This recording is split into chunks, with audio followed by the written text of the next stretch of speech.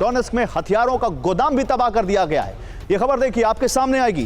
Donetsk में हथियारों का गोदाम तबाह, शेवचेंको इलाके में वेपन डिपो नष्ट कर दिया गया।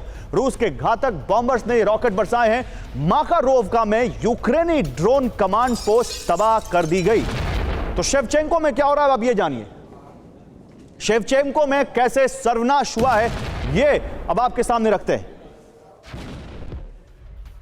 शेवचेंको में हथियारों का गोदाम तबाह हो गया। शेवचेंको में यूक्रेनी सेना का यूनिट बेस तबाह हो गया। शेवचेंको में पश्चिम से मिले हथियार तबाह हो गए। कैसे? रूस के हमले से। कैसे किया रूस ने यह हमला? रूस ने बॉम्बर से लंबी दूरी की मिसाइलें दागी और उसके बाद यह सब नुकसान उसने यूक्रेन को पहुंचाया। एक और बड़ी खबर, फिर जाएंगे कर्नल डिनी के पास। देखिए, लेडी ब्रिगेड तैयार कर रही है रूसी फोर्स, ये एक बड़ी जानकारी आ रही है। यूक्रेन वॉर के लिए सेना में महिलाओं की भर्ती की जा रही है। डॉक्टर, नर्स, कुक के लिए रिक्रूटमेंट कैंपेन चलाया जा रहा है। 1 साल के कॉन्ट्रैक्ट पर रिक्रूटमेंट ऑफर वहां पर दे रही है रूसी सेना महिलाओं को।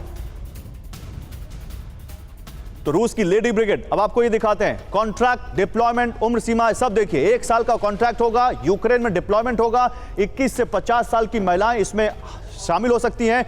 कहां कहां? डोनेस्क, लुहान, खेरसोन, ज़ैपोरिज़िया, इन सब जगहों पर इन महिलाओं को डिप्लॉय किया जाएगा, इस लेडी ब्रिगेड को। अब तक 1100 महिलाएं यूक्रेन के युद्ध में शामिल हुई हैं रूस की तरफ से। रूस की आर्मी में 39,000 महिलाएं शामिल हैं। रूस की आर्मी में 5,000 महिलाएं ऑफिसर रैंक की हैं।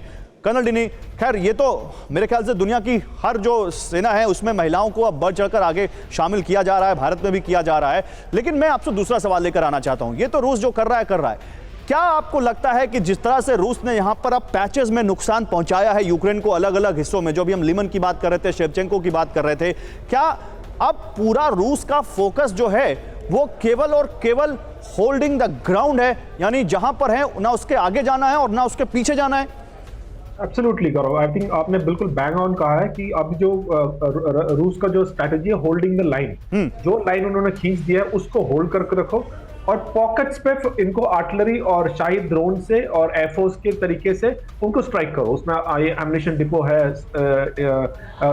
इंफ्रास्ट्रक्चर है, उसमें जहां पर इनका सेना तैनात है वो, तो पॉइंटेड अटैक्स वो हो रहे हैं। और अलोंग द लाइन जो है डिफेंस लाइन, उसको बहुत मजबूत तरीके से फिजिकली माइन के साथ में होल्ड कर रहे हैं। तो मेरे ख्याल से इसीलिए आप देख रहे हैं कि रशिया की तरफ कम कैजुअलिटीज हो रहे हैं और यूक्रेन की तरफ ज्यादा हो रहे हैं। I think the role has reverse. जो पहले रशिया कर रहा था कि वो आगे बढ़ रहा था, कीव को अटैक कर रहे थे, अब क्या है, यूक्रेन को फोर्स कर रहे हैं कि आप हमारे पर जो काउंटर ऑफेंसिव की बात कर रहे हैं वो कर रहे हैं। वो लाइन पे खड़े हैं और वो सिर्फ एरियल अटैक्स कर रहे हैं ताकि इनकी कैजुअलिटीज कम हो रही है। तो मेरे ख्याल से ये पुतिन की एक अच्छी स्ट्रैटेजी है।